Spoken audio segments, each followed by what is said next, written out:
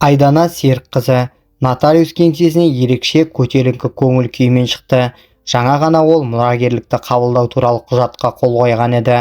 Бұл оқиға қыз үшін жай ғана тағдырдың сыйы емес, осы дүниеде өзін біреудің еске алғанын білдіретін күтпеген қуанышты хабар болды. Құжаттармен бірге нотариус оған желімделген хат салынған конвертті табыстады. Мұла қалдырушы бұл хатты тек мұраны қабылдаған жағдайда ғана беруімді өсиет еткен, деді нотариус. Сәл ойланып тұрып тағы да қосты: өз тәжірибемнен білемін, ең маңыздысы дәл осындай хаттардың ішінде жасырылады. Сізге сәттілік тілеймін, әрі абай болыңыз. Мұра деген қауіпті дүние, оған шегеткедей қаптап пайдаланып қалғысы келетіндер табылады. Маған ондай қауіп жоқ, деп сенімді жауап берді Айдана. Мен жетіммін, туыс-туғаным жоқ. Онда тіпті сақ болғаныңыз жөн, деді нотариус.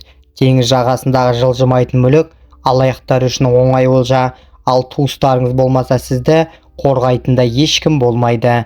Бірақ кейде туған туыста құзғындай жабылатын жандардан жаман болып жатады. Қалай болғанда да сәттілік тілеймін. Айдана қабылдау бөлмесінен өтіп бара жатып, нотариустың хатшысының біреуге асығыс телефон шалып жатқанын байқап қалды.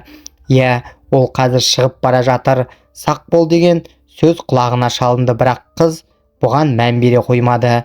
Осыдан 10 жыл бұрын Айдана балалар үйінен кеткен еді. Онда өткізген жылдарына қарамастан ол жер оған ешқашан туған үйіндей болмады. Әке-шешесін ол мүлде есіне түсіре алмайтын. Басқа балалар сияқты оларды іздеп табуға да ешқашан құлшынбады. Кей кездері өзін нағашы апасымен деп таныстыратын бір әйел келіп жүрді. Ол қызды өз қолына алуға уәде беретін, бірақ кейін өзі де ғайып болды. Сол кезден бастап Айдана бұл өмірде жалғыз екенін, тек өзіне ғана сену керектігін ерте түсінді. Оның жақын құрбылары да болмады. Балалар үйіндегі бауырластық деп аталатын орта да оның мінезін өзгерте алмады. Айдана әрдайым өз бетімен өмір сүріп, қиялында өз тағдырын өзі құрып жүрді. 9 сыныптан кейін оны басқа балалар сияқты кәсіптік колледжге жібермей, мектепте қалдырды. Оның қабілеті мен табандылығы нәтижесінде Айдана үздік оқушылардың біріне айналып, жоғары оқу орнына түсу мүмкіндігіне ие болды. Мектепті аяған соң тағдыр оған алғаш рет күлімсірегендей болды. Біріншіден, ол емтихандарды сәтті тапсырып, ақпараттық жүйелер және технологиялар мамандығы бойынша беделді факультетке оқуға түсті. Екіншіден, кәмелет жасына толған соң мемлекеттің заң бойынша тиесілі баспана алды. Ескі үлгідегі көп қабатты үйден шағын, бірақ тұруға қолайлы бір бөлме пәтер.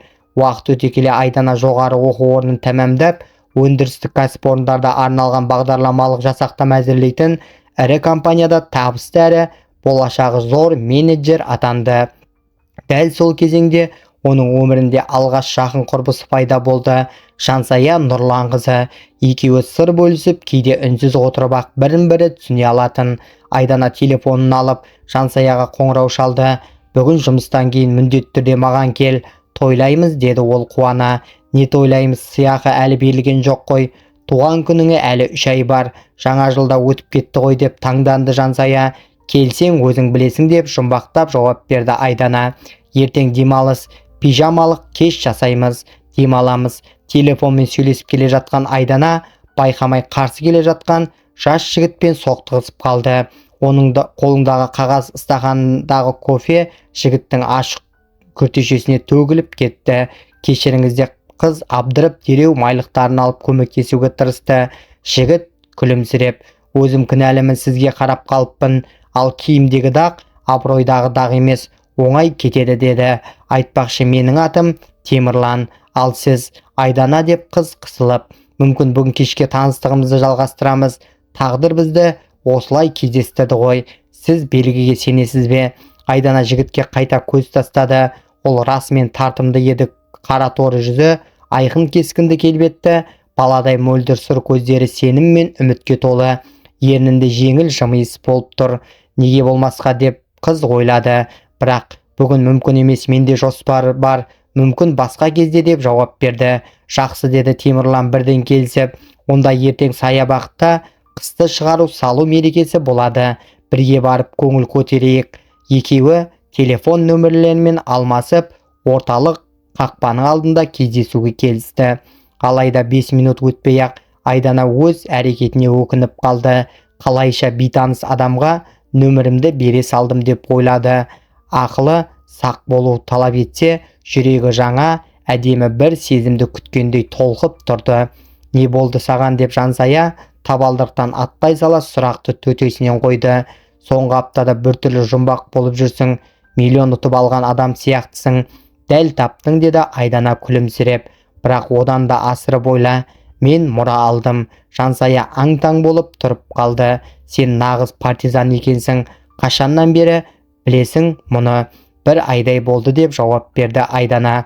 «Бірақ мен өзім де алғашында сене алмадым» деді Айдана. «Бәрін бір қателік шығар деп ойладым. Сол себепті ешкімге айтпадым.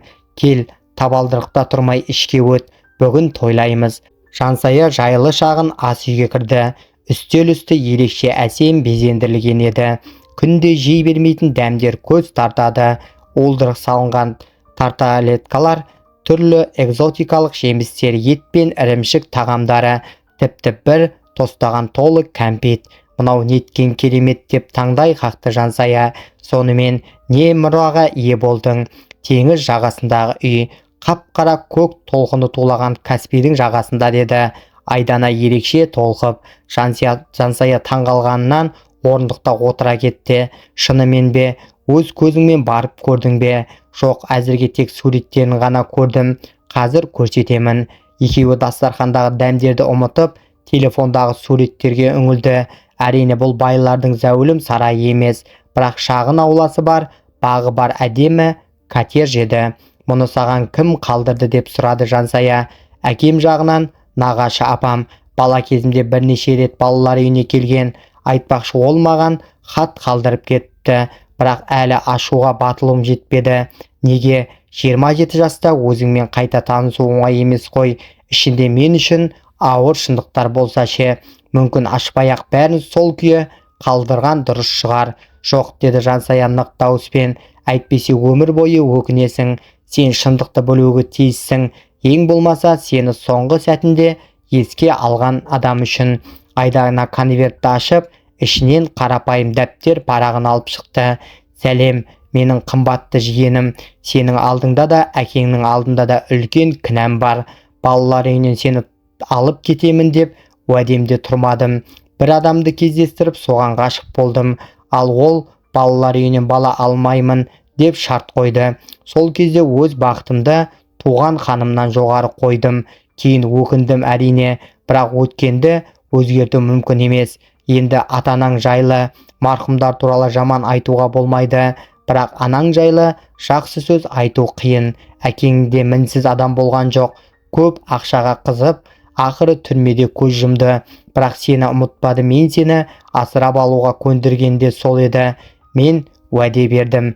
Қазір қатты ауырып жатырмын. Сен бұл хатты оқығанда мен бұл дүниеде болмаймын. Бәлкім осы қалдырған мұрам күнәмді сәл де болса жеңілдетер. Саған да пайдасы тиер деп сенемін. Біз үшін мешітте дұға жасатып садақа бер. Бұл дүниеде бізді еске алатын басқа жан жоқ. Сені сүйетін апаң Зейнеп Нұрланқызы Серікбаева». Айдана біраз уақыт үнсіз қалды. Жүрегіндегі сезімдер алай-дүлей болып жанып толқытты. Оның қайда жерленгенін біліп дұға жасату керек деді ол баяу. «Мен өмір бойы жалғызбын. Мені ешкім еске алмайды деп ойлап жүріппін. Ал шындық мүлде басқаша екен. Мен сенімен бірге барамын» деді Жансая. «Үйді де көріп, не істейтініңізді шешеміз. Жақында демалысқа барайық. Наурыздың басында ұзақ демалыс болады ғой». «Келістік. Ал қазір тойлайық. Мұндай сәт күнде бола бермейді». Шарап ішіліп, көңіл көтерілген соң әңгіме бірте-бірте сырлы тақырыптарға ауысты. «Бұл жаңалықтың бәрі емес» деді Айдана жымиып. «Бүгін бір жігітпен таныстым. Ол мені кездесуге шақырды». «Қайда таныстыңдар?» деп қызыға сұрады. Айдана Темірламен қалай соқтығысқанын тура да ауыспалы мағынада түгел айтып берді. «Бәлкім бұл да тағдыр шығар» деді ол. «Оны ойласам өзімнен өзім күлімсіреп кетемін». «Демек сен оған ойысып қалғансың» деп күлді Жансая. «Онда бұл анық тағдыр». Келесі күн Айдана ішін ертегіге айналды. Қыстың соңғы күндері аспан мөлдір көк, айналада көктемнің лебі сезіледі. күн сәулесіне шағылысқан қар жылтырап, қарғалардың дауысымен таза ауа ерекше бір сезім сыйлап тұрды. Темірланды Айдана алыстан-ақ байқады. Ол қақпалында қолына жаңа келген сары мимоза гүлдерінің үлкен шоғын ұстап, қызды іздеп тұр екен. Айдана жақындағанда ол гүл шоғын ұсынды. «Сізге бұл гүлдер ұнай ма?» Айдана күліп жіберді. «Сіз рөлдерді шатастырып алған жоқсыз ба?» Бұл сұрақ бір кезде Маргаритаға қойған еді ғой. «Шынын айтсам ұнай ма?» «Өте ұнайды. Мен қыстың соңында раушан гүлін сыйлайтындарды ешқашан түсінбеймін. Раушан жыл бойы бар, ал мимоза тек көктемнің алдында ғана келіп бізді жылумен жылытып кетеді. Сонда сіз де «Мастер және Маргарита» романын жақсы көресіз бе?» деді Темірлан. «Иә, онда бізге әңгіме табу қиын болмайды. Олар мерекелік жәрмеңкеде серуендеп, жаңа піскен ыстақ бауырсақ жеп, әткеншекке мініп баладай шаттанып жүрді. Киімің қалай болды? Тақтар кетті ме?» деп сұрады Айдана. «Жоқ, нақты білмеймін. Мен оны осы таныстығымыздың белгісі ретінде сақтап қойдым» деді Темірлан күлімсіреп. Айдана күліп жіберді. «Мұндай тұмар болады деп ойламаппын».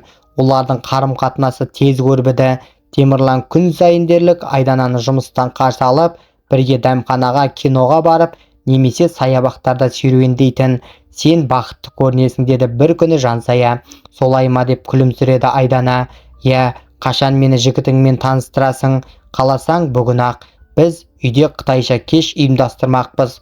Үйрекке тапсырыс бермекпіз. Бізге қосыласың ба?» деді Айдана. «Әрине, онда жақсы шарап менің мойнымда» деп жауап берді Жансая. Жансая келген кезде Темірлан әлдеқашан Айдананың үйінде отыр екен. Ол кең күлімсіреп, «Үйлену тойымызда куәгер болып, біздің отбасымыздың ең жақын адамы боласың деп үміттенемін» деді. «Біз қашан үйлену туралы сөйлестік?» деп таң қалды Айдана. «Мен бір нәрсені өткізіп алдым ба?» «Әлі сөйлескен жоқпыз» деді Темірлан сабырлы түрде. «Дәл бүгін ұсыныс жасамақ едім. Сен кейін бас тарта алмайсың деп сенімді куәгерді де шақырып қойдым».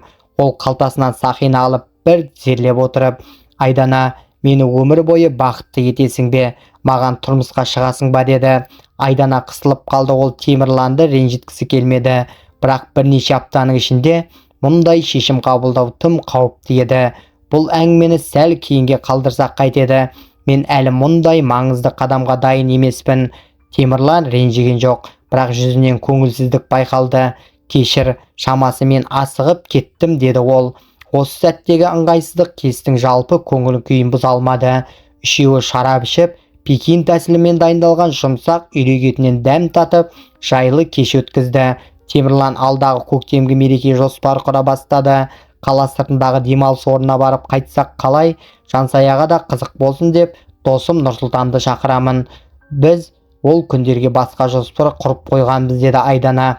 «Қандай жоспар?» деп сұрады Темірлан.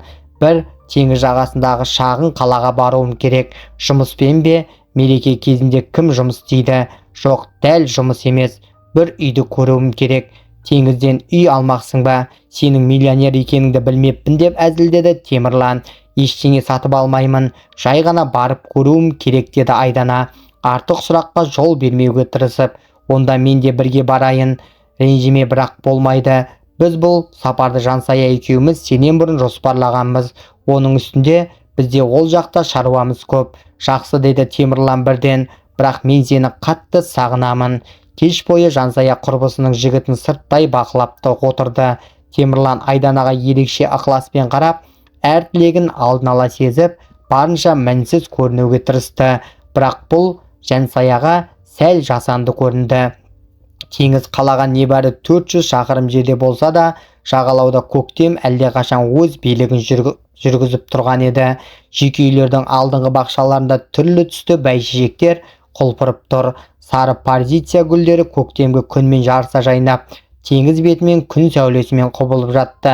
«Мен бұл уақытта теңізде ешқашан болмаппын» деді Жансая. Ал жергілікті адамдар осы сұлулықты байқамайтындай. «Оларға қарауға уақыт жоқ» деді такси жүргізуші. «Қазір бәрі маусымға дайындалып жатыр. Сол маусым оларды жыл бойы асырайды. Міне Лазурная көшесі 35» деді жүргізуші тоқтап. Айдананың жүрегі дүрсілдеп кетті. «Шынымен бұл енді менің үйім бе?» деп ойлады. Қыздар қақпаны ашып гүлге толы аулаға кірді. үй суреттегіден үлкен әлі әсерлі көрінді. Айдана кілтті бұрап есікті ашуға біраз батыл жетпей тұрды. Осылай тұра бересің бе, әлде кірейік пе деді Жансая. Айдана терең дем алып табалдырықтан аттады.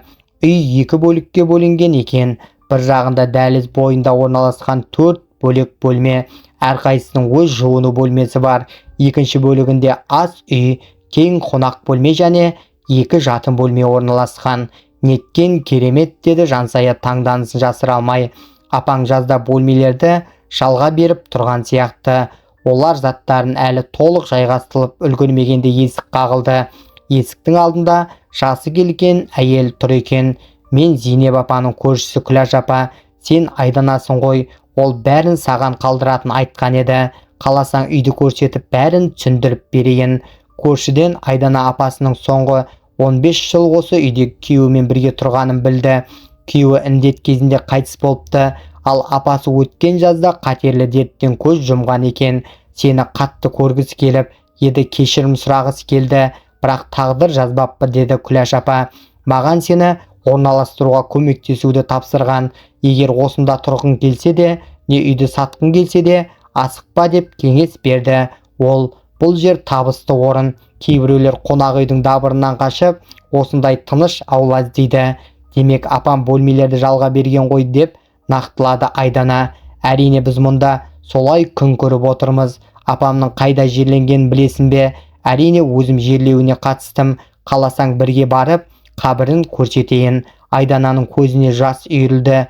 Иә, барғым келеді. Келесі күні олар зиратқа барды. Айдана шағын мешітке кіріп дұға жасатты. Сенесің бе, бұл үй шынымен менікі ме деді Айдана кейін террасада отырып. Енді біз кез келген уақытта теңізге келіп демала аламыз деп ол Жансаяға қарады. Ол кезде Күләш апа басын шайқап, қызым, сен басқа нәрсені ойлауың керек деді. Сенде енді өмір бойына жететін тұрақты табыс көзі бар деді Күләш апа. Үй әлі жаңа деуге болады. Зейнеп 2 жыл бұрын күрделі жөндеу жасатқан. Бөлмелері кең, жайлы, төсек орынның бәрі дайын тұр. Ешқандай қосымша шығын қажет емес. Айдана бір сәт ойланып қалды. Өмірі түбегейлі өзгеріп кетуі мүмкін екенін сезді. Бірақ оған дайын ба, жоқ па, өзі де анық білмеді. Келесі 2 күнде қыздар теңіз жағасында демалып серуендеп, жағалауда отырып көкжиекке ұзақ қарады. Қыстан кейін аула тазалап, үйді ретке келтірді. Саған демалушылар іздей бастайын ба деп сұрады Күләш апа, оларды шығарып салып тұрып. Білмеймін деді Айдана. Бұл бәрі тым күтпеген жағдай болды. Не істерімді өзім де білмей тұрмын. Қашан шешім қабылдасаң маған хабарлас деп көрші әйел қағазға жазылған нөмірін ұсынды.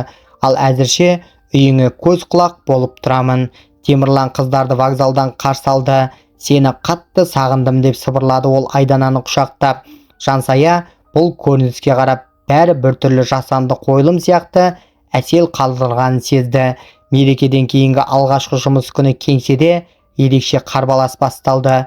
Директордың хатшысы Гүлнұр сыбыс таратып жіберіпті. Компания ірі тендерді жеңіп алыпты. Енді жаңа жобаны кім басқаратыны талқыланып жатыр екен.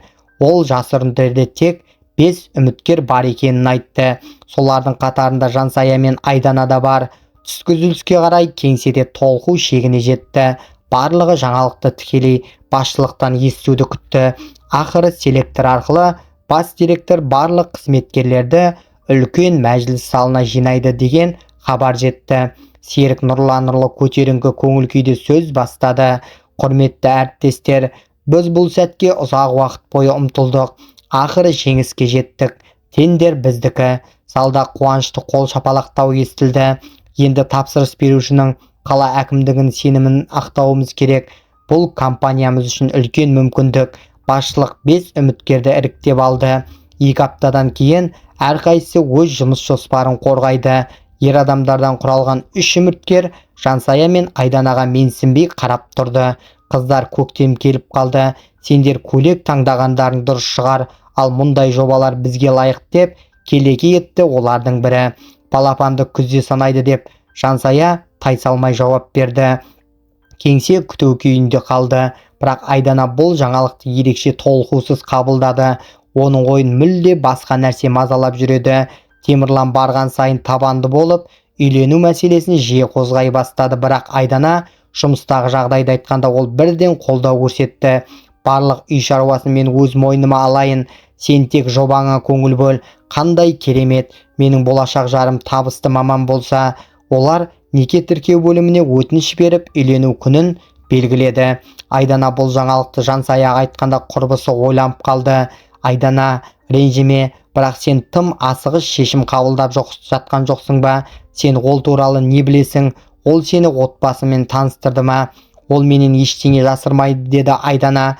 Бұрын 2 рет үйленгенін де айтты, бірақ баласы жоқ. Қазір анасымен тұрады, өте мәдениетті жақсы кісі. Өткен аптада бірге қонақта болдық.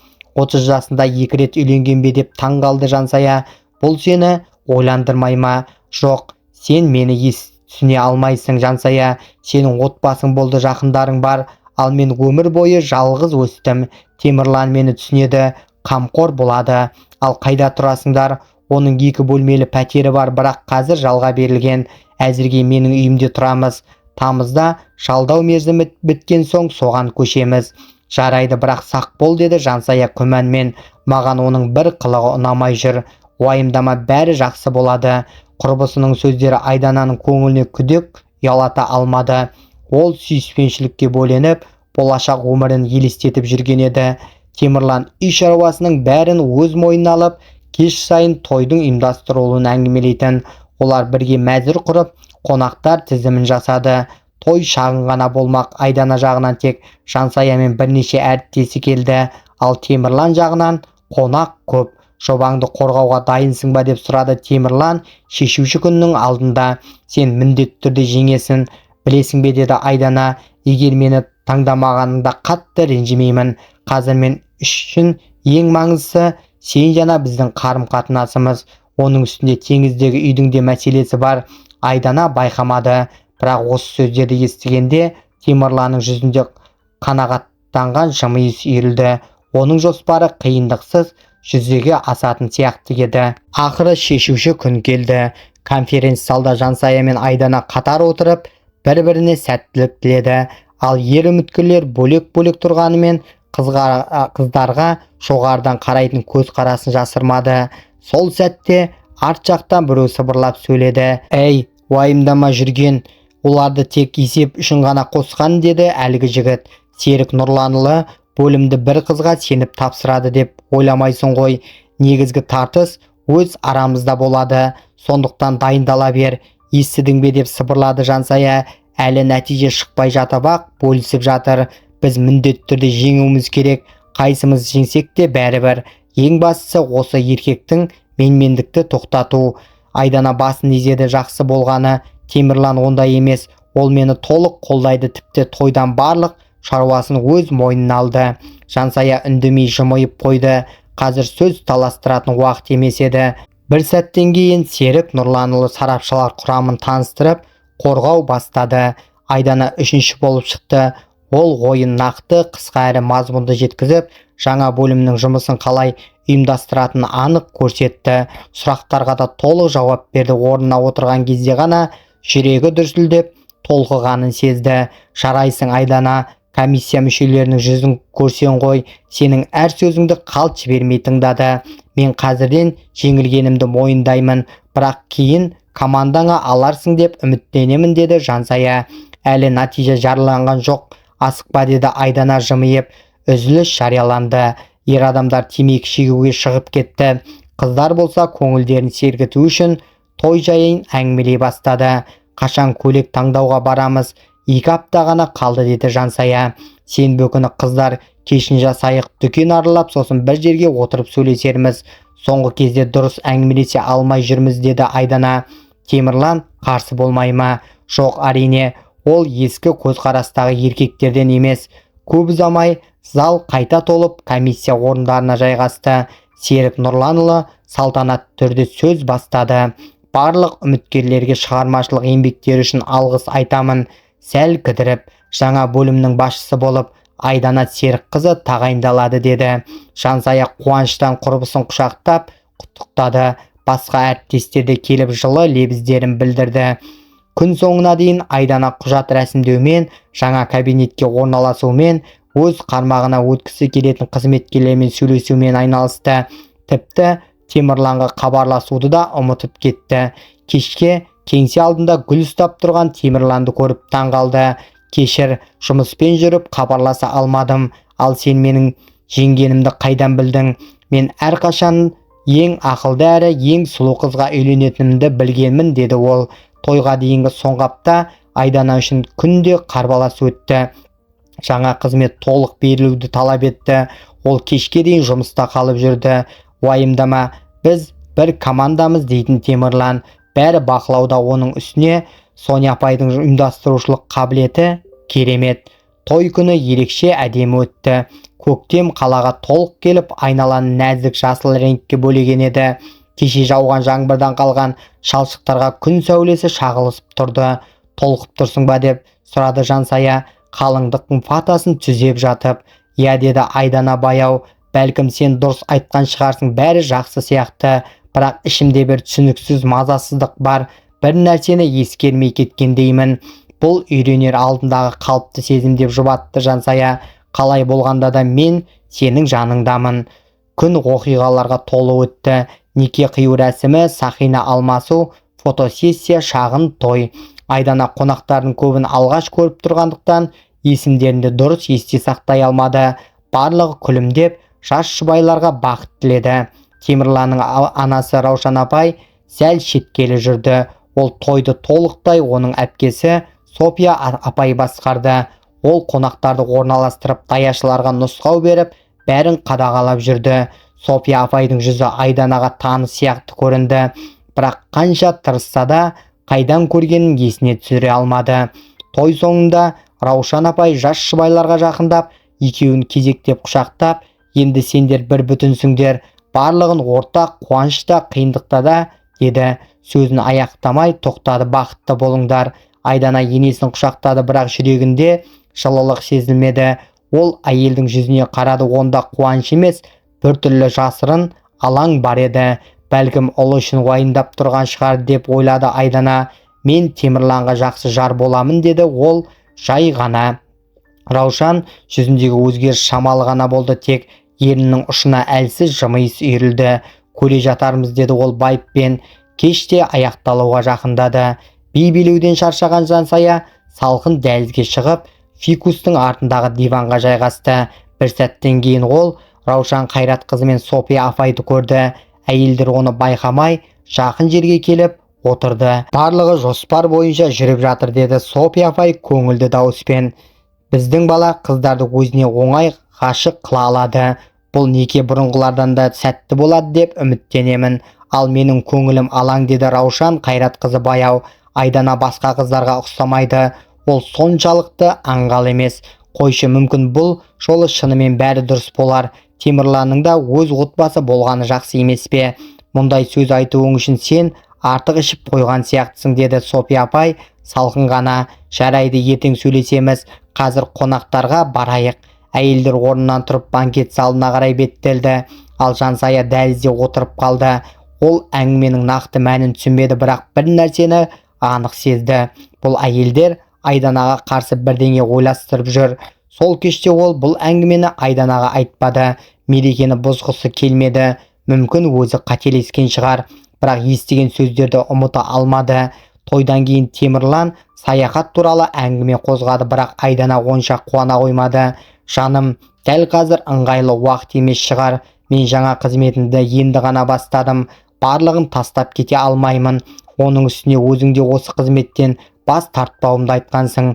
Мүмкін күзге қарай бәрі реттелгенде демалыс алармын». «Иә, әрине, мен тек сені қуантқым келген», деді Темірлан.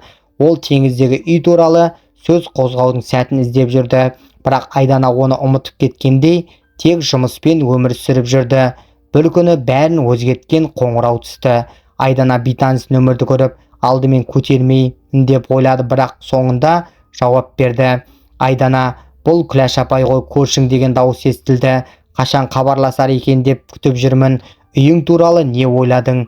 Адамдар жазға алдын ала бұрын жасап жатыр. Зейнеп апаның тұрақты қонақтары хабарласып жатыр. Не айтарымды білмей отырмын. Келсінші, кем дегенде бір аптаға бәрін ақылдасар едік. Қонақтарды өзім орналастырып, тазалыққа адам жалдар едік. Күләш апа, қоңырауыңызға рахмет. Қазір жұмысты қатты қарбалас. Келе алмаймын шығармын. Биыл үлгермейтін сияқтымын. Өкінішті, деді көрші. Тұрақты демалушылармен жұмыс істеу оңай. Қолыңнан келсе, бірнеше күн болса да кел. Жақсы, ойланайын, деді Айдана сенімсіздеу. Темірлан әңгімені сырттай тыңдап отырғанмен өзін ештеңеге мән бермегендей көрсетті. Бұл оның күткен мүмкіндігінен де артық еді. Кім хабарласты деп сұрады ол бейтарап үнмен. Күләш апа, үй бос тұрып қалмасын деп уайымдап жүр. Біз барғанда барып көремін деп уәде берген едім, бірақ енді мүмкін болмай тұр. Биыл бұл маусымды өткізіп алатын шығармын. Әлде мүлде сатып жіберген дұрыс па екен? Үй жақсы, орны керемет, теңізге де жақын. Қандай үй өзі?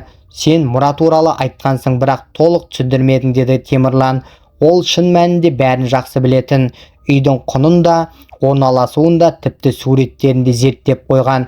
Тіпті осы үй үшін бұл таныстықпен асығыс үйлену басталған еді. Айдана оған бәрін егжей-тегжейлі айтып берді. Нотариусқа барғанын, қатты апасының өсиетін, теңізге барған сапарын. Темірлан ойланып отырған кейіп танытып, көршің дұрыс айтады. Маусым кезінде үйді қараусыз қалдыру қауіпті, бірақ сенің қызметтен бас тартқанында дұрыс емес.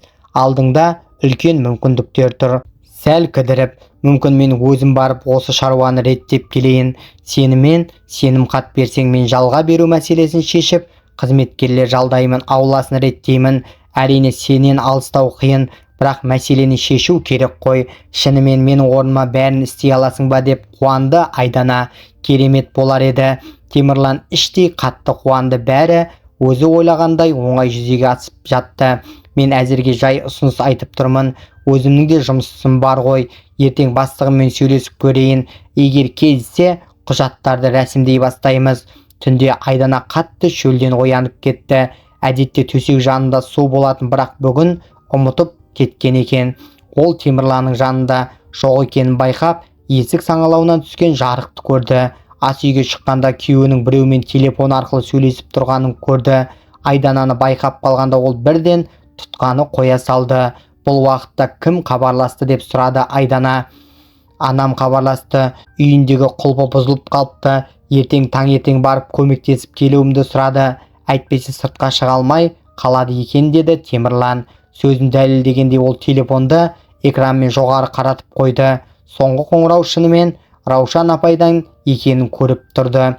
Таңғы ас үстінде Темірлан, сонда шынымен менің теңіздегі үйіңді жалға беру ісін реттеп беруімді қалайсың ба деп сұрады.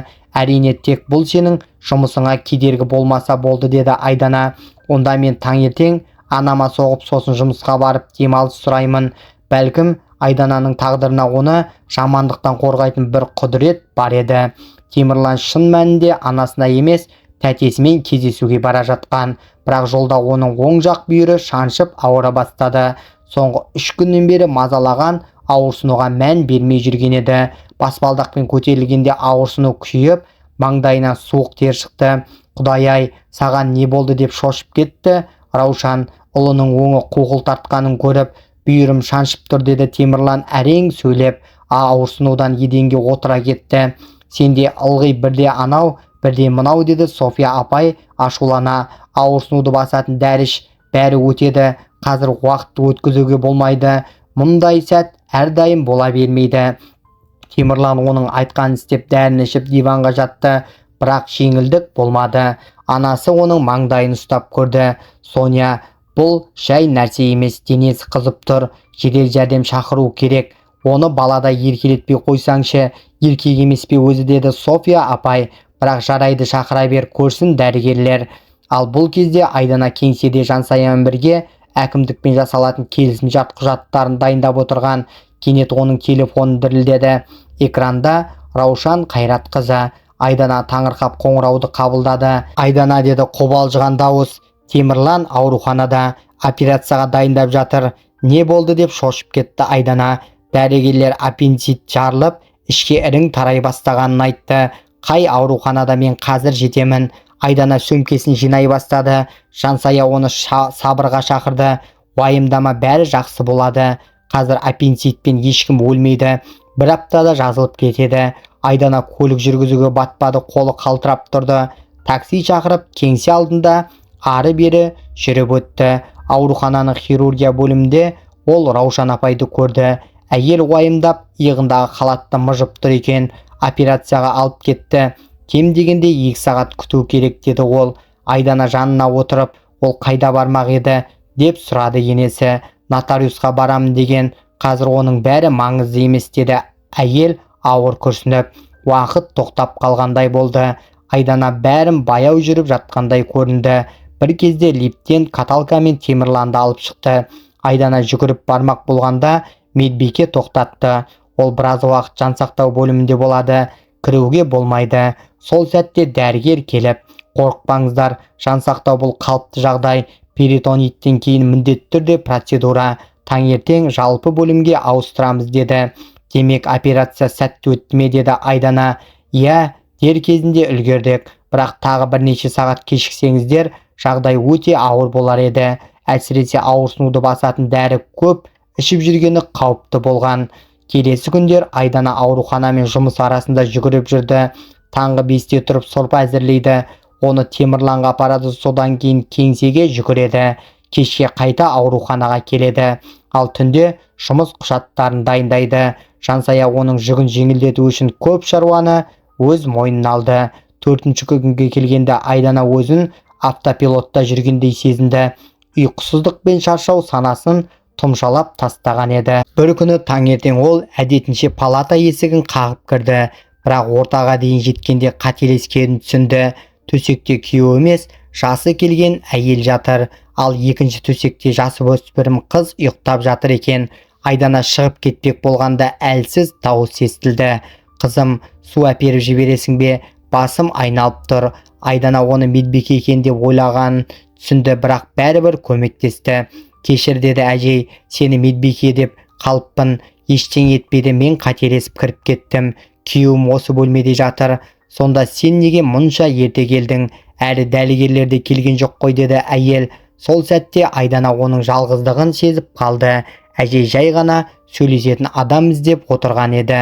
Мен жұмысқа бараларында кіріп, тамағын әкеліп кетемін, кешке де соғып тұрамын деді Айдана. Жарайсың қызым деді әжей ризашылықпен. Аурухана демалыс орны емес екен, түсінесің. Мұнда әркім өз уайымымен жүреді, ал сөйлесетін адам табылмай жатады.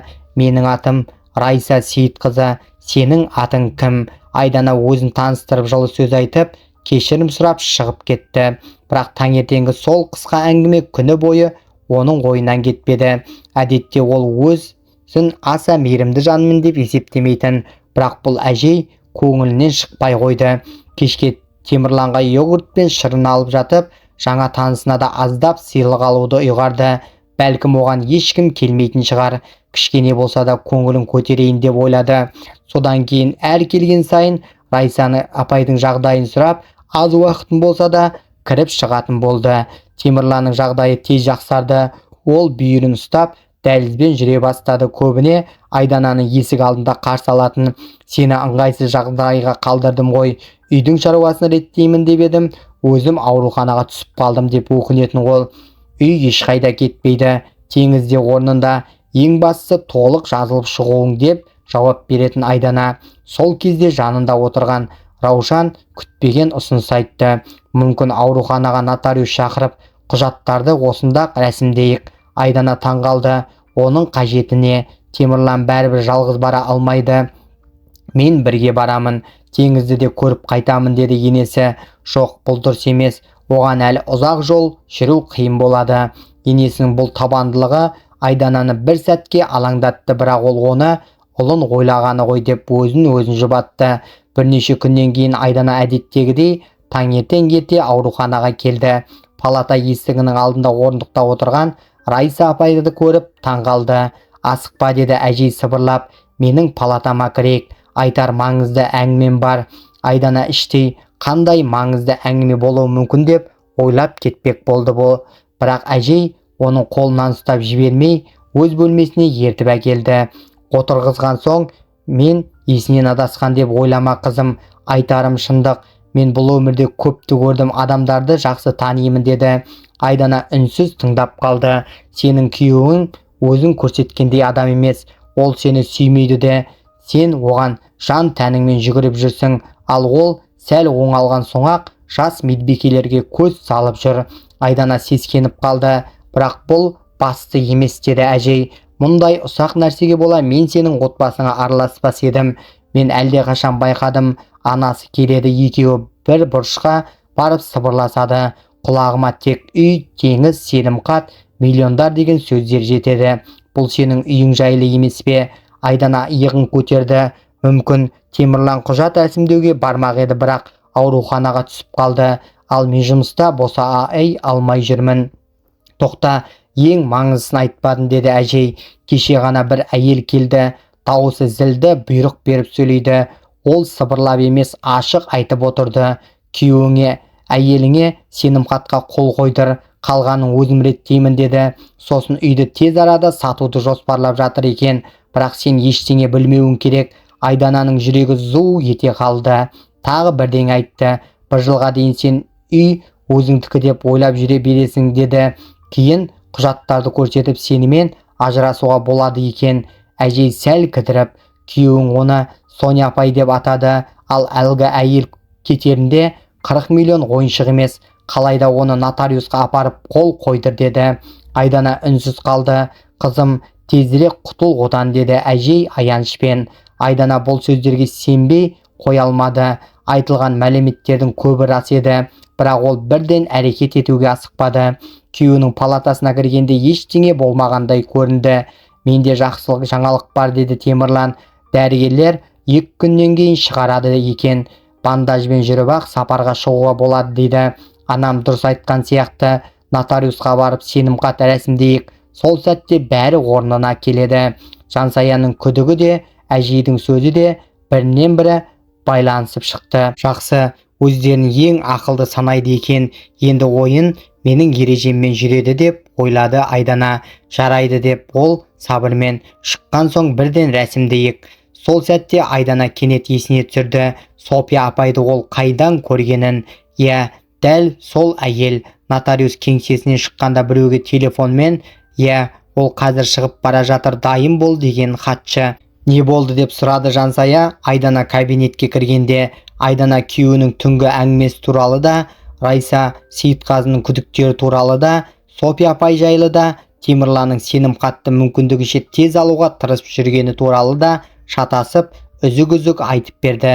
Бірақ менде ешқандай дәлел жоқ. Мүмкін бұл жай ғана сәйкестіктер шығар, деп өзін ақтауға тырысты Айдана. Дәлел болады, деп жауап берді Жансая. Темірланды қашан ауруханадан шығарады? 3 күннен кейін, деп айтты. Демек біз дайындап үлгіреміз. Тек нотариусты ауруханаға шақыруға келіспе. Кешке қарай Жансая нағыз кәсіби детектив сияқты әрекет жоспарын дайындап қойды. Қыздар Айдананың пәтеріне отырып әлеуметтік желілерді мұқият қарап шықты. Олар Темірлан бұрын айтқан әйелдерінің парақшаларын іздеді. 2 сағаттан кейін олар әлгі әйелдерге байланысқа шығу туралы хабарламалар жібере бастады. Алғаш болып Талшын Ерлан қызы жауап берді. Әңгіме бұрынғы күйеуі туралы екенін білген бойда ол бірден кездесуге келісті. Қазір келе аласыз ба? Іс кейінге қалдыруға келмейді. Таксиді біз төлейміз, деп Жансая әңгімені созбады. Талшын көп ойланған жоқ. Жүрегінде әлі басылмаған өкпе мен ашу басым түсті. Мекен жайды айтыңыз, әйтеуір біз бір қайықта отырған сияқтымыз, деді ол. Айдана құрбысына қарап оның әрекетінің жылдамдығына таңғалды. Сен бәлкім мамандығыңды дұрыс таңдамаған шығарсың. Саған детектив агенттігін ашу керек еді. Біреу сен үшін ойлануы керек. Әйтпесе жаңа туыстарың сені тез айналдырып алады, деп жауап берді Жансая. Жарты сағаттан кейін Талшын Айдананың пәтерінің есігін қақты. Сіз де осы әулеттің тұзағына түскен шығарсың, деп сұрады ол кіре сала. Жоқ, деді Айдана. Сенімхатқа әлі қол қойған жоқпын, бірақ Темірлан анасы мен тәтесімен бірге менің үйіме сенімхат алуға қатты тырысып жатыр. Үйде мұрагерлік арқылы алдыңыз ба, нотариусқа рәсімдедіңіз бе, деп сұрады Талшын. Айдана басын изеді, ал қонақ сөзін жалғастырды.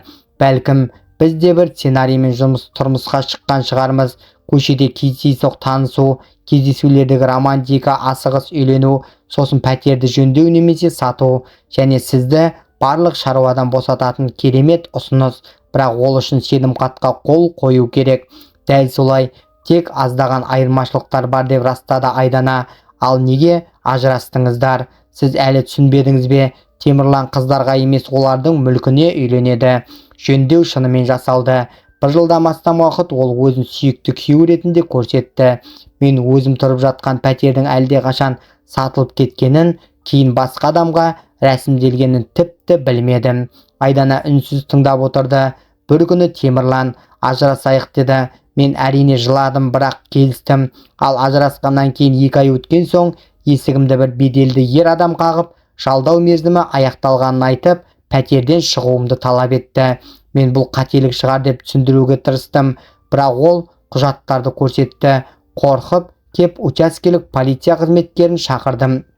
Қысқасы бәрін айтып жатпай-ақ қояйын.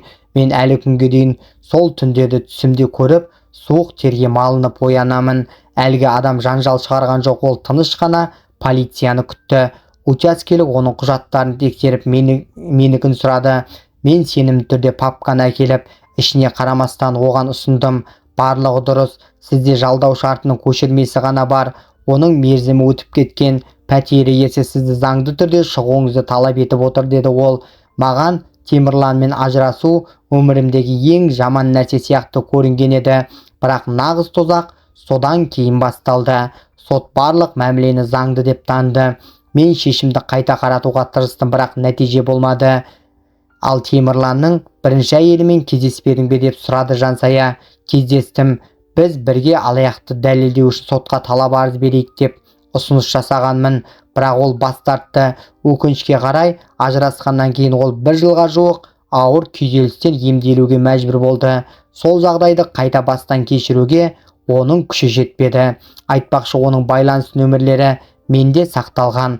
Қыздар ұзақ уақыт болған жағдайды талқылап, не істеу керектігін шешті. Әрине, Айдана Темірланмен ажырасып, оны жаман түс сияқты ұмытып кете алар еді. Бірақ оның алданған әйелдеріне жаны ашып, Жансаяның кеңесіне құлақ асып, Талшынға көмектесіп, Темірланды әшкерелеуге бел буды.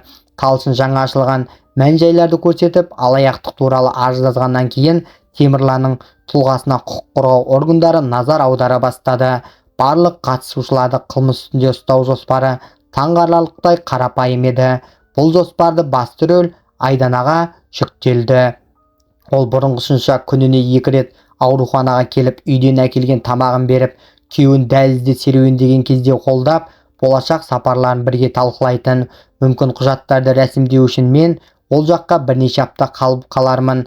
Бәлкім, Күләш апаның ұсынысын пайдаланып, үйге демалушыларды орналастырамыз, дейтін Темірлан. Егер бұл оқиға фильм болса, Айданаға басты әйел рөлі үшін Оскар берер еді.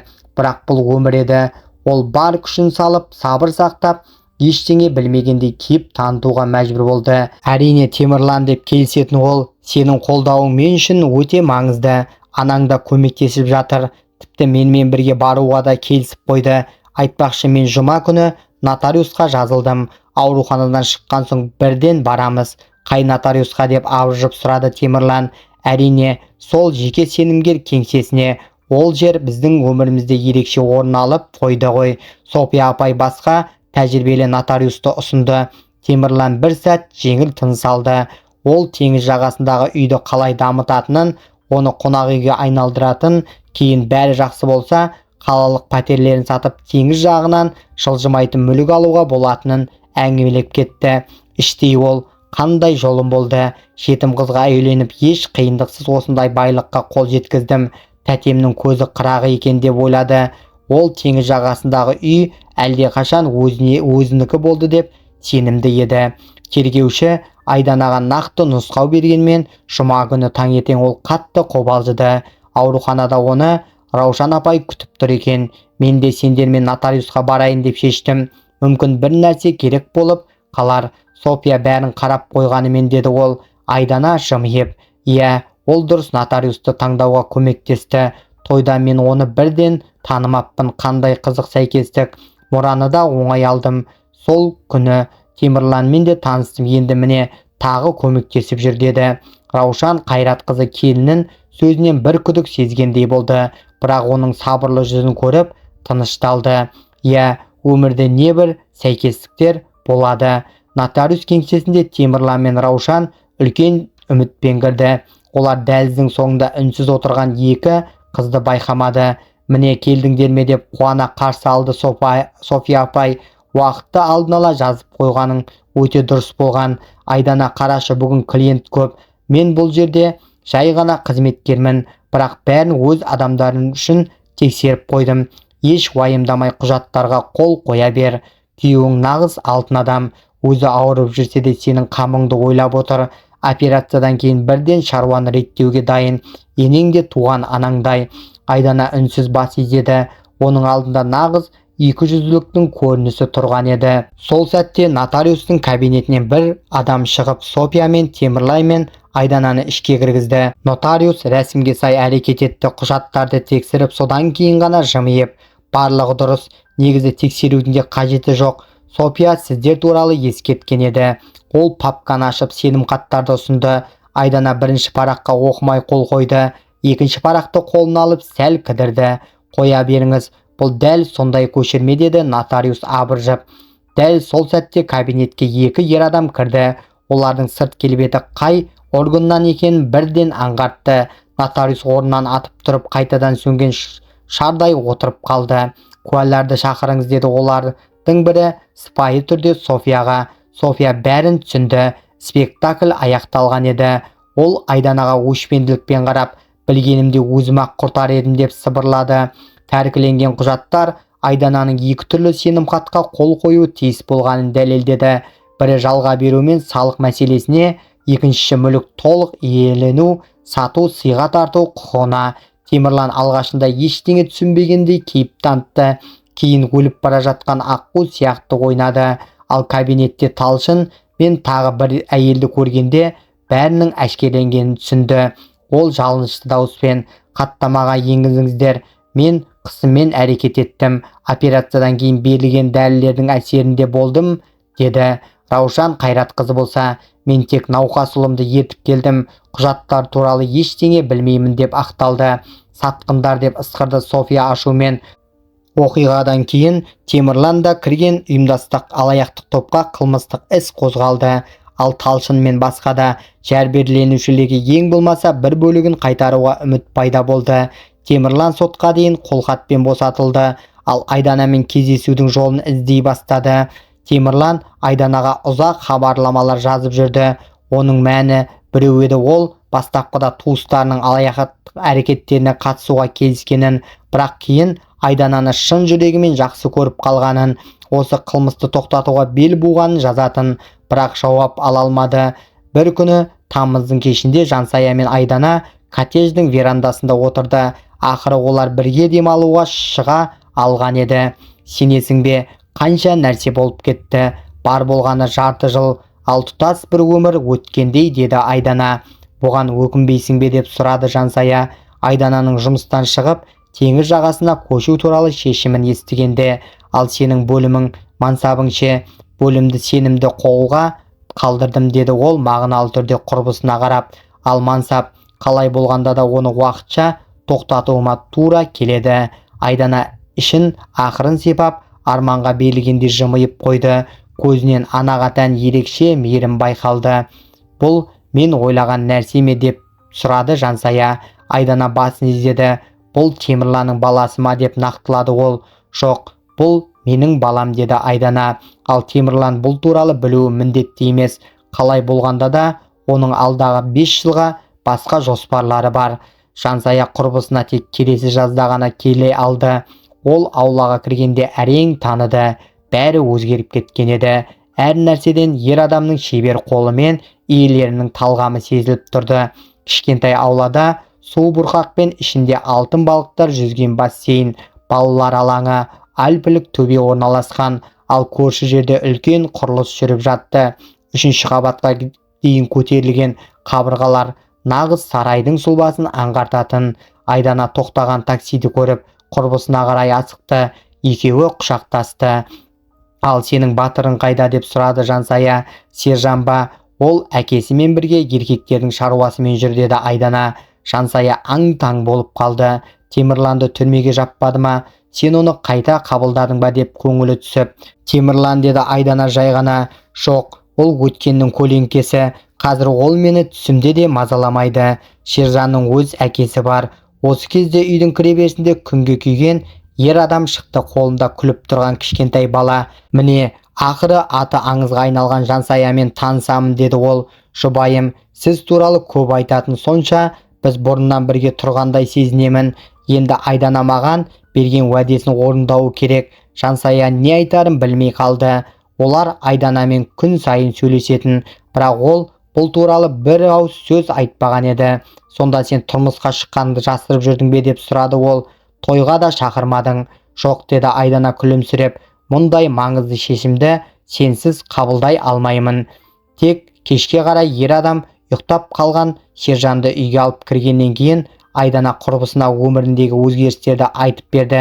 Айбар көрші жер телімін Айдана көшіп келген кезде сатып алған екен. Ол алғашында келіп біраз уақытын ауласында шу болатыны үшін кешірім сұраған. Кейін ара-тұра шайға кіріп тұратын болды. Айдананың жағдайын байқап артық сұрақ қоймай үнсіз көмектесіп жүрді. Сен көршіңе бір қарасаңшы, дейтін Күләш апа. Ол саған ғашық, бірақ айтуға батылы жетпейді. Балаңды да өз баласындай қабылдайды. Қарашы, саған қалай қамқорлық жасап жүр. Ой, Күләш апа, мен қандай келін боламын бұл күйімде, деп күлетін Айдана. Оның үстіне бізге ешкім керек емес. Бір рет күйіп алған соң енді сақ боламын. Босануға бір апта қалған еді. Айдана сөмкесін, құжаттарын тағы бір тексеріп, ертең перинаталдық орталыққа жатамын деп шешті. Жалғыз тұрғандықтан алдын ала дайындалғысы келді. Бірақ сақтық үшін ойлаған жағдай сол түн-ақ басталды. Айдана мұндай мүмкіндікті ойша есептегенмен шын сәт келгенде абдырып қорқып кетті. Күләш апа түн ішінде көршінің үйінде жарық жанып тұрғанын байқап, дереу жетіп келді. Айдана ауырсынуды әрең көтеріп, жедел жәрдем шақыруға тырысып жатыр екен. Қызым, сен босанып жатырсың ғой, деп шошып кетті Күләш апа. Оның артында қалған дымқыл іздерді көріп. Қазір айналайын, қазір, деді ол. Бір минут өтпей жатып ол Айбардың есігін қаға бастады. Тез көлікті шығал, жедел жәрдемге қарсы шығамыз, деп айқайлады ол да. Қайтадан жүгіріп кетті. Бірақ Айданаға қайта оралғанда Күләш апа нәрестені дәл осы жерде, дәл қазір босандыруға тура келетінін түсінді. Айбар бәрі дайын екен айтып жүгіріп кірген сәтте, дәл сол мезетте кішкентай сержан дүниеге келгенін бар даусымен жариялады. Одан кейінгі оқиға ер адамның жадында түс секілді сақталып қалды. Ол жедел жәрдем көлігінің сиренасын естіп, тез сыртқа шығып, дәрігерді қарсы алды да үйге бастап кіргізді. Сол кезде жасы үлкен фельдшер оған бұрылып, ал әке, ұлыңды ұста, деді. Сөйтіп бір сәтке жөргекке оралған сәбиді оның қолына ұстатты. Айбарға дәл сол сәтте жүрегі тоқтап қалғандай көрінді. Ол қолында ең қымбат қазынаны ұстап тұрғанын сезінді. Әй, еркектер-ай, қандай ебедейсіз нәзік боласыңдар, деді фельдшер баланы қайта алып жатып. Әйеліңе алғыс айтып құттықтаудың орнына қатып қалғандай тұрсың ғой. Жарайды, ең болмаса есінен танып қалған жоқсың. Кейбіреулер ондайда талып та қалады. Айдананы зімбілге жатқызып, көлікке алып шықты. Мен де сіздермен барамын, деді Айбар күтпеген жерден. Онда мұрагеріңді өзің ұстап отыр, деп фельдшер сәбиді қайтадан оның қолына берді. Перинаталдық орталыққа дейінгі 20 минут бәрін өзгертті. Айбар түсінді. Дәл осы жаңа туған кішкентай адам оның тағдырын анықтап қойған еді. Біраз уақыт Жансая үнсіз отырды. Білесің бе құрбым, сен нағыз бір мелодраманың тірі кейіпкерісің. Қаласаң дәл қазір сен туралы фильм түсіруге болады, деді ол. Бірақ ол фильмде сенің де рөлің аз болмайды, деп күлді Айдана. Дайындал, бірден әрі тойдағы куә, әрі біздің сержанға кіндік шеше боласың. Әңгімені соңына дейін тыңдағандарыңызға рахмет. Лайк басып, комментарийге қай қаладан тыңдап отқандарыңызды жаза кетіңіздер. Және де міндетті түрде каналға тіркелуді ұмытпаңыздар.